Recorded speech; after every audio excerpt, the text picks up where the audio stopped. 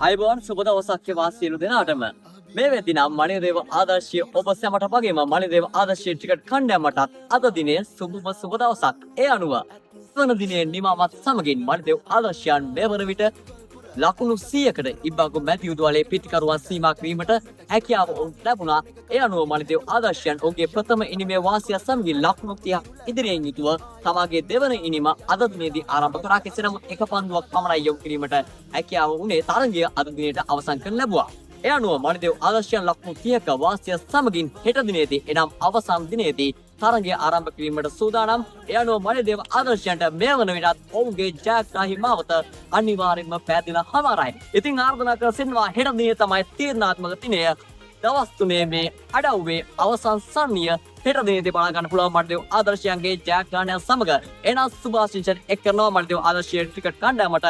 මණිදේව ආදර්ශයේ වාද්‍ය එක්කේ වශයෙන් මම දරුත් ප්‍රතිවිචි.